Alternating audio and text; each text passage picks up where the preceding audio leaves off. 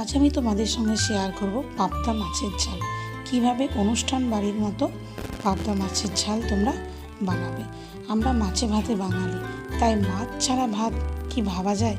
তো চলো আজকে আমি তোমাদের সঙ্গে পাবদা মাছের ঝাল রেসিপিটা শেয়ার করি। প্রথমে পাবদা মাছগুলো নুন, হলুদ ও সামান্য কিছুটা সর্ষের তেল দিয়ে ম্যারিনেট করে নেব।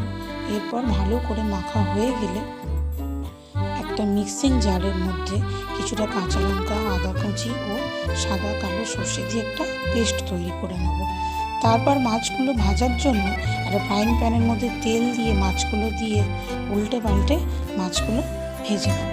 মাছগুলো ভাজা হয়ে গেলে ওই মাছের তেলের মধ্যে কিছুটা পরিমাণ কালো জিরে ও কাঁচা লঙ্কা ফোড়ন দিয়ে টমেটো পিউরিটা দিয়ে দেবো। টমেটো পিউরিটা একটু কষিয়ে নিয়ে তার মধ্যে নুন, লঙ্কার গুঁড়ো, হলুদ গুঁড়ো দিয়ে আবারও কিছুটা নেড়ে চেড়ে দিয়ে দেবো সর্ষে বাটাটা। সর্ষে বাটাটা দিয়ে কিছুক্ষণ নাড়াচাড়া করার পর দিয়ে দেবো ওতে পরিমাণ মতো জল। জলটা দিয়ে একটু নেড়ে ছেড়ে তারপর জলটা ফুটে গেলে ওর মধ্যে মাছগুলো একে একে দিয়ে দেবো। দেখো আমাদের রেডি হয়ে গেছে পাবদা মাছের ঝাল। তো চলো এটাকে একটা সুন্দর করে সার্ভ করে ফেলি। তারপর গরম গরম ভাতে মেখে খেয়ে নাও পাবদা মাছের ঝাল। তোমাদের ভিডিওটা কেমন লাগলো অবশ্যই জানাবে আর অবশ্যই রেসিপিটা ট্রাই করবে।